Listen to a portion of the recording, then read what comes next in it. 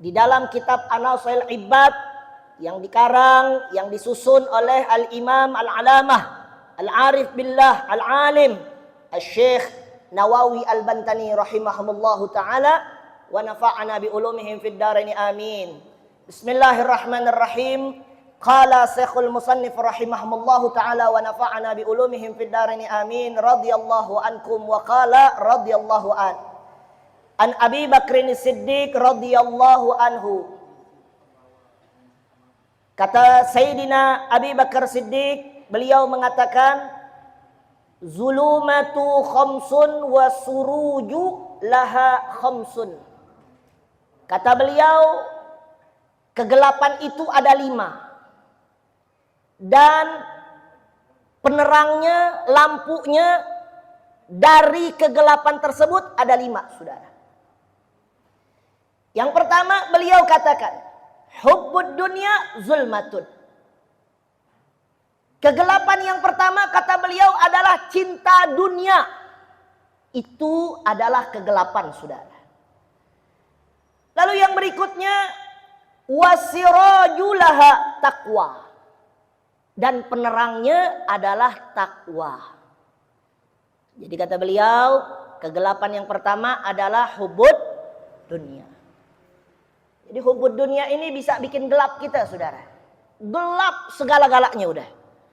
Gelap hati kita, gelap mata kita, gelap daripada iman kita, gelap daripada akidah kita, saudara. Itulah hubbud dunya. Kata Nabi SAW di dalam hadis. Faqala Nabi SAW yang diriwayatkan oleh Al-Imam Tirmidzi, saudara. Ad-dunya mal'unun mal'unatun ma fiha. Kata Rasulullah SAW, dunia itu dilaknat. Dan dilaknat apa-apa yang ada di dalamnya, saudara. Jadi Nabi yang bilang, ad-dunya mal'unun, dunia itu terlaknat, saudara. Dan apa-apa yang ada di dalam dunia, semuanya itu dilaknat oleh Allah Subhanahu wa taala. Illa zikrullah wa ma walahu. Kata Nabi, kecuali orang-orang yang zikir kepada Allah, orang-orang yang mengingat Allah, orang-orang yang takwa kepada Allah, orang-orang yang ibadah kepada Allah, orang-orang yang patuh kepada Allah, itulah mereka orang-orang yang tidak termasuk dilaknat oleh Allah Subhanahu wa taala dan tidak termasuk daripada yang terlaknat, saudara. Dan Nabi lanjutkan, wa ma walahu, dan orang-orang yang mengikuti orang yang mengingat Allah Subhanahu wa taala.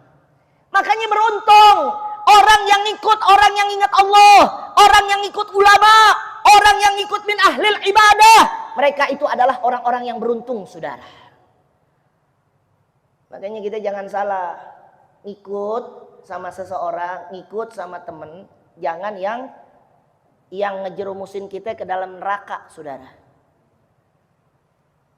Karena temen ini, orang yang kita ikutin ini pengaruh nantinya di akhirat. Jadi kalau kita ngikut sama orang-orang yang demennya main judi slot, lu ntar bakalan kena tuh. Ngikut sama yang demennya zina, kena tuh. Ngikut sama yang demennya laki sama laki, lu kena. Biar kata lu normal, kena lu. Ya benar. Ngikut sama yang perempuan, demen sama perempuan, kena tuh. Ini sekarang udah kacau di negeri kita, saudara. Udah pengen ngikutin gaya-gayanya orang-orang Yahudi, orang-orang Amerika, saudara. Laki sama laki, perempuan sama perempuan. Ini mestinya pejabat, banyak-banyak baca sirah. Nabi udah jelasin, Al-Quran udah jelasin. Allah laknat tuh kaumnya Nabi Lut. Diturunin azab sama Allah. Ini Indonesia mau kayak begitu? Jangan lu pikir nggak bakal terjadi nih kalau kita nggak cegah buru-buru nih. Makanya ini alhamdulillah. Tadi ada seminar, kita kumpul semua tuh ormas-ormas untuk mendorong presiden agar bukan bikin undang-undang lagi, musnahin tuh makhluk-makhluk yang kayak begitu tuh. Dari kita punya negeri, setuju gak kira-kira? Musnahin, tahu musnahin? Hah? Berarti kalau udah dimusnahin, kan udah beres tuh semua bersih. Betul nggak? Bukan hanya undang-undang doang, tapi musnahin. Kalau bisa nggak ada dari negeri kita tuh makhluk-makhluk yang kayak begitu. Betul? Udah nggak usah ada, daripada dilaknat loh. Kan Nabi udah bilang, man ra'a minkum munkarat fayughayyiru biyadihi. Nabi nyuruh, apabila kalian ngelihat kemunkaran, bantai, berantas, habisi biyadihi, dengan tangan. Nabi yang nyuruh. Gunanya buat apa? Nabi nyuruh kayak begitu, bukan Nabi kejam saudara, supaya kemaksiatan, kemunkaran, kezaliman nggak ada lagi saudara. Betul? Jadi kalau dengan lisan, lu jangan main judi, bubar deh bubar. Besok datang lagi nggak tuh? Main lagi nggak? Orang Indonesia, kalau kata Betawi bilang tambeng, tahu tambeng? Tambeng tau nggak tambeng? Bukan orang Betawi berarti, ya? Tambeng tau nggak tambeng? Keras kepala, udah dikasih tahu, udah dikate, lo masih aja begitu. Betul nggak? Makanya Nabi bilang, berantas, musnahin dengan tangan. Tangan nih tangan. Biadih itu dengan tangan. Itu Nabi bilang, fa illam yastati fa bilisanih. Gak bisa dengan tangan, dengan lisan, dengan mulut. Tapi Nabi ngajuin pertama dengan tangan dulu, bukan dengan mulut dulu tuh Rasulullah. Maksudnya nih hadis apa? Maksudnya supaya itu kemunkaran, itu perbuatan zolim, itu kemaksiatan gak ada lagi. Coba kalau dimusnahin, ada gak yang ngerjain lagi? Ada gak? Cuman kalau diomongin, besok ada lagi. Tadi Ustadz Adi bilang, saya rumah dekat Menteng. Deketan tuh sama Taman Lawang. Lu tahu Taman Lawang? Banyak manusia jadian di situ, tahu nggak? Laki bukan, perempuan bukan. Tahu nggak Taman Lawang? Tinggal di Jakarta, Taman Lawang nggak tahu. Tuh di situ tuh. Makanya setelah dimusnahin, tuh makhluk-makhluk hilang. Kalau nggak dimusnahin, ada lagi tuh makhluk. Musnahin. Tempatnya musnahin, ilangin, nggak ada lagi udah. Paham nggak nih kira-kira nih? Nah, jadi sekali lagi kembali lagi, ya, orang kita ngikutin orang yang takwa, orang yang mengingat Allah, orang yang ibadah kepada Allah, itu pengaruh buat kita saudara. Wama walahu. Jadi hati-hati nyari teman hati-hati. Terus Nabi bilang, wa aliman, orang yang alim, au muta'aliman, atau orang yang belajar. Jadi keempat item ini nih, ini nggak termaksud daripada yang terlaknat atau dilaknat kata Nabi. Jadi semua yang ada di dalamnya itu terlaknat, dilaknat, semua yang ada di dalam dunia ini. Ad-dunya mal'unun mal'unatun. Mau presiden kek, mau gubernur kek, mau siapapun itu. Kalau dia nggak takwa kepada Allah, kalau dia nggak nginget Allah, kalau dia nggak selalu berzikir kepada Allah, kalau dia nggak ibadah kepada Allah, maka itu orang semuanya termaksud daripada yang terlaknat dan dilaknat oleh Allah Subhanahu wa taala. Ini Nabi yang bilang saudara. Nauzubillah min nas'alullah salamah wal afiyah. Mudah-mudahan kita diselamatin sama Allah. Amin ya rabbal. Nah, kita termasuk nih au muta'aliman, orang yang belajar, yang nuntut ilmu, nggak termasuk tuh kita tuh daripada orang yang terlaknat dan dilaknat oleh Allah Subhanahu wa taala. Jadi sekali lagi, dunia itu zulmatun. Dunia itu bisa bikin kita gelap. Na'udzubillah, ya. Bukan berarti nggak boleh kita kejar dunia. Allah mengatakan dalam hadis qudsinya, i'mal li dunyaka ka'annaka ta'ishu abada wa'mal li akhiratika ka'annaka tamutu ghada. Carilah duniamu seakan-akan kau hidup selama-lamanya, dan jangan lupa akan akhiratmu seakan-akan kau besok akan mati. Jadi buat cari dunia nggak dilarang sama Islam, saudara. Nggak dilarang sama Allah, nggak dilarang sama Nabi. Enggak, saudara. Cari dunia, tapi jangan lupa, jangan terlena, jangan tersusu sama yang namanya dunia. Mudah-mudahan kita diselamatin sama Allah. Amin ya rabbal alamin. Singkat aja, udah jam 10 nih. Ini sohib saya udah ngelirik-liriknya dari tadi. Lagi nyatet di belakang. Lalu yang kedua, kata Sayyidina Abu Bakar Siddiq, wa dzambu zulmatun. Kegelapan yang kedua kata beliau adalah dosa. Jadi dosa yang kita lakukan kepada Allah itu bisa menyebabkan gelap, saudara. Gelap segala-galanya, gelap mata kita, gelap hati kita, gelap iman kita, gelap agama kita, gelap akidah kita, gelap semuanya. Dosa yang kita lakukan. Dan salah satu yang menghambat doa kita sampai kepada Allah adalah dosa, saudara. Makanya banyak-banyak istighfar. Nah, di sini dikatakan wasirajulahu taubah. Penerang daripada kegelapan yang kedua itu, penyebabnya adalah dosa itu, adalah penerangnya taubah. Taubat.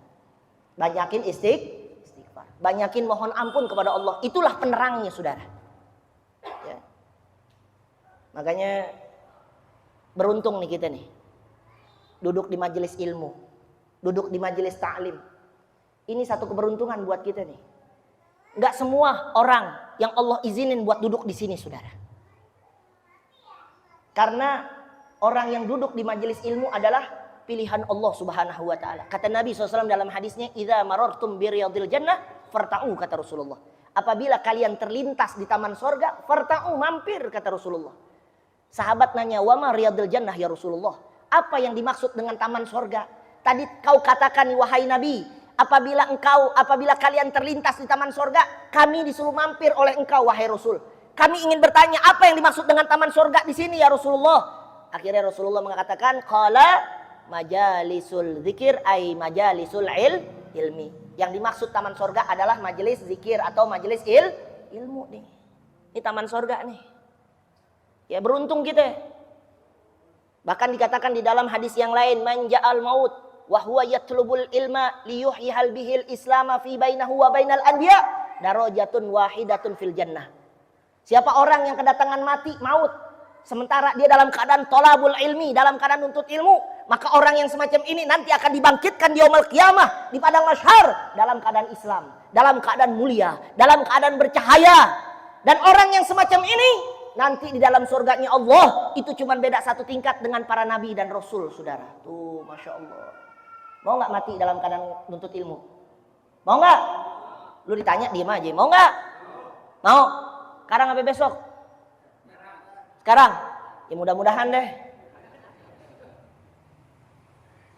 Dalam keadaan ngaji, bukan hanya dosa doang dijamin. Orang yang ngaji, Nabi yang bilang, saudara, mulia. Dia meninggal, masuk surga. Itu Nabi yang bilang, saudara. Masya Allah, makanya kita beruntung. Mudah-mudahan bisa istiqomah, amin. Ya Rabbal. Singkat aja, yang berikutnya yang ketiga. Kata Sayyidina Abu Bakar, kegelapan yang ketiga adalah wal qabru zulmatun. Kuburan adalah kegelapan. Itu kuburan gelap tuh. Terus beliau katakan wasirajulahu la ilaha illallah Muhammadur Rasulullah. Penerang daripada kegelapan kuburan tersebut adalah kalimat la ilaha illallah. Artinya zikir kepada Allah. Itulah penerangnya, saudara. Jadi kuburan ini gelap. Masuk dalam kubur gelap, sempit. Secara kasat mata 2x1. Tapi ketika kita masuk ke dalam kuburan tersebut, itu kuburan bisa terang, bisa adem, bisa lega. Bagaimana amal kita ketika kita hidup di dunia ini? Makanya jangan disia-siain. Orang-orang yang demen laki sama laki, perempuan sama perempuan, tobat lo sebelum Israel datang. Tobat, lo bakalan mati, masuk dalam kubur, dihisap semuanya. Jangan lo anggap remeh, jangan lo anggap enteng nih masalah. Kehidupan kita bukan dunia doang. Emang lo binatang? Emang kayak binatang sih kelakuannya, betul gak? Yang kayak gitu kan binatang tuh, bener gak? Ya binatang aja paham. Binatang aja paham. Gak mau dia, jantan sama jantan, gak mau. Dia cari tuh betinanya. Betul gak? Tadi kan kayak saya jawaban bilang, ayam, gak mau dia. Dia pengen bertelur. Nah kalau ayam laki sama laki, bisa nelur. Hah? Telur apaan tuh? Ada laki sama laki nelur? Ada telur lo? Gak ada. Ya, nah ini. Ya, jadi yuk mari sama-sama, mumpung masih hidup, manfaatin dengan sebaik-baiknya. Ya, Terus di sini dikatakan nih, kata Tuan Musannif, kila sab'atu asya tanwiru qabri.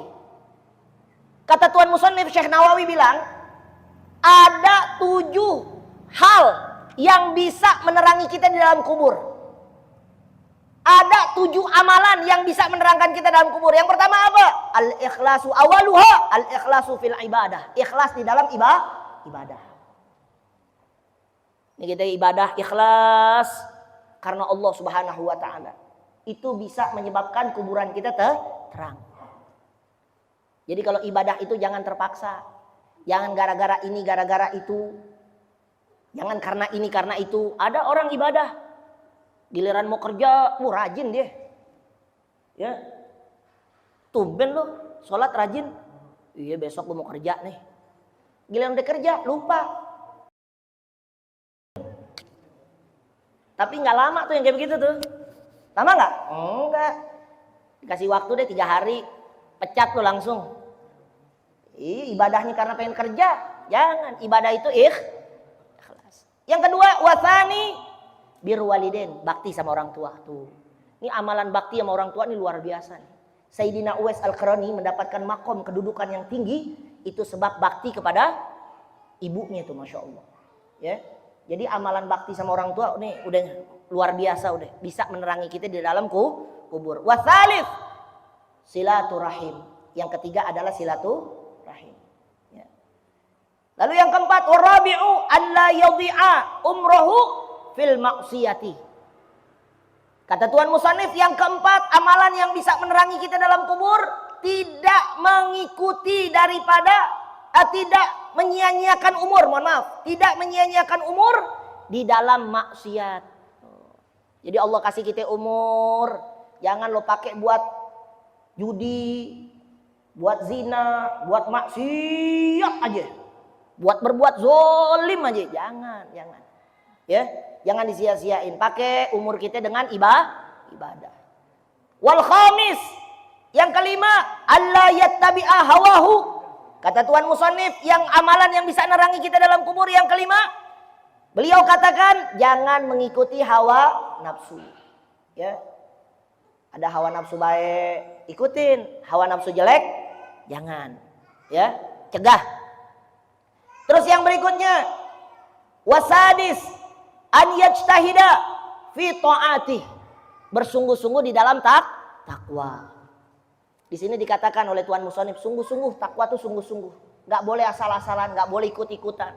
Makanya Allah mengingatkan kita tuh di dalam Al-Quran, ya ayyuhalladzina amanu taqullaha haqqa tuqatih.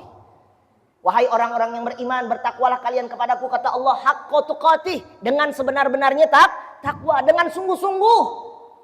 Gak boleh yang namanya takwa asal-asalan. Gak boleh yang namanya takwa itu ikut-ikutan. Yang namanya takwa harus sungguh-sungguh dengan ilmu. Seperti tadi tuh Kiai Said Joban katakan, pentingnya kita nuntut ilmu supaya kita tahu ilmu tentang takwa, ilmu tentang ibadah yang baik dan benar, agar takwa kita diterima oleh Allah Subhanahu wa taala. Karena dikatakan di dalam kitab Shawfatul Zubat, wa kullu man bi ghairi ilmi ya'malu a'maluhu mardudatun la tuqbal. Ibnu Ruslan mengatakan, setiap ibadah tanpa disertai dengan ilmu, maka ibadah tersebut ditolak oleh Allah dan sia-sia kita mengerjakannya. Na'udzubillah min dzalik.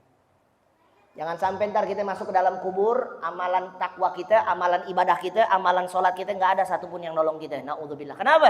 Karena kita ngerjainnya ikut-ikutan, tidak sesuai dengan ilmunya, nggak sesuai dengan syariat yang dibawa Nabi Muhammad SAW, nggak sesuai dengan rukun dan syaratnya. Na'udzubillah min dzalik. Ya, jadi ngaji, nuntut ilmu, jangan segan-segan, ya, jangan malas-malas. Ya, fasalu ahli dzikir in kuntum la ta'lamun. Bertanyalah kalian kepada orang yang ahli di dalamnya kalau kalian nggak tahu kita tentang sholat, nggak tahu tentang ibadah yang lainnya, nggak tahu ilmu tentang takwa, nggak tahu baca Quran, tanya siapa? Innamal ulama warasatul anbiya. Tanya sama ulama-ulama kita nih, sama guru-guru kita. Ya. Terus yang berikutnya, yang terakhir, yang ketujuh, kata Tuan Musannif, wasabi'u an yakthira zikrullah. Amalan yang bisa nerangin kita dalam kubur adalah perbanyak zikir kepada Allah. Lalu yang berikutnya, wal akhiratu zulmatun Kata Sayyidina Abu Bakar, akhirat itu gelap. Yang keempat nih, wasirajulaha al-a'malu sholeh. Penerangnya adalah amal soleh. Jadi akhirat ini gelap, kuburan gelap, akhirat gelap, semuanya gelap. Penerangnya, lampunya adalah amal soleh kita. Ya. Terus yang terakhir, yang kelima, kegelapan yang kelima dan penerang yang kelima, wasiratu zulmatun. Sirat, jembatan Shiratul Mustaqim itu gelap, kata beliau. Lalu beliau katakan wasirajulaha yakin.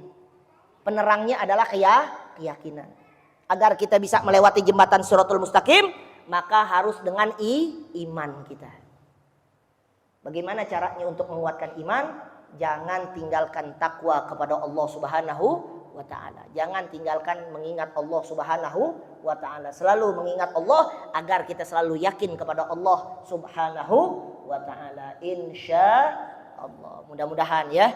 Nah, ini amalan yang diberikan oleh Sayyidina Abu Bakar Siddiq kepada kita, dan beliau mengingatkan kepada kita ya agar kita punya daripada siratnya, penerangnya ketika kita berada di tempat kegelapan tersebut. Insya Allah. Mudah-mudahan Allah selamatkan kita dunia wal akhirah, dan Allah berikan kita ilmu yang bermanfaat, dan mudah-mudahan Allah berkahi kehidupan dunia dan akhirat kita, dan hajat-hajat dunia dan akhirat kita diijabah, dikabul oleh Allah Subhanahu wa ta'ala, dan diberikan kita kekuatan iman dan Islam, dan kita bisa selalu istiqamah di dalam takwa, dalam ibadah kepada Allah Subhanahu wa ta'ala. Amin ya rabbal alamin. Mungkin ini yang bisa saya sampaikan, kurang lebihnya saya minta maaf. Hadanallahu wa iyyakum ila siratihil mustaqim. Al'afu minkum. Assalamualaikum warahmatullahi wabarakatuh.